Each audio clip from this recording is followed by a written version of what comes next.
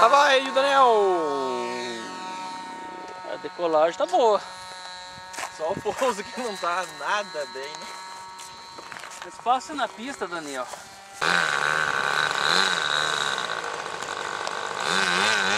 Testou o comando?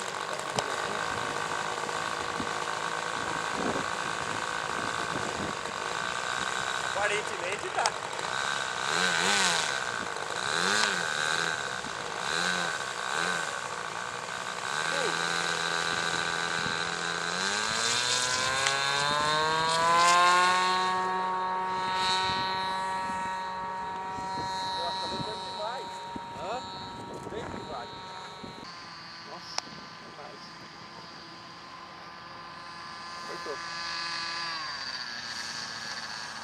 Puxa.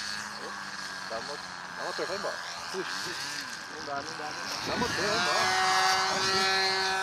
Porque não dá. Siga!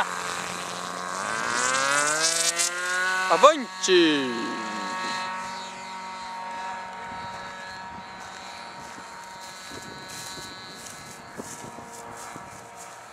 O que eu tenho que fazer? Nada? Encerrar, você enche o motor desse jeito e puxa. Ele vai subir e vai embora. Não vai para nenhum lado, né? Pode cortar o motor. Direito que deu pouso ainda. Dá o rádio. Vai buscar lá. Também não vou buscar, não. Pode cortar. Isso. Vai indo, vai, segue a pista. Traz pra cá. Não, tá indo. Passou, dá motor, Acelera. dá motor e vai. Você tá indo pra lá. Na pista.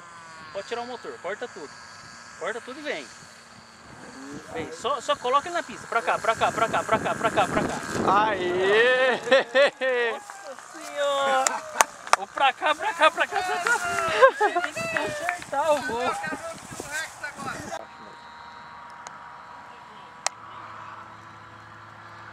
Diminuindo um pouquinho o motor.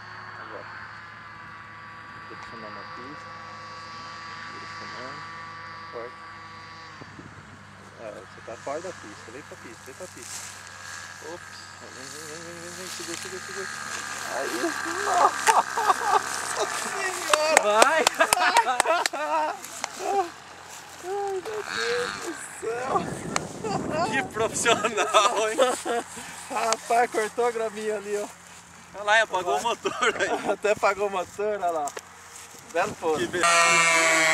Olha lá o Daniel dando trato na asa depois de vários pousos consecutivos. Pra cá.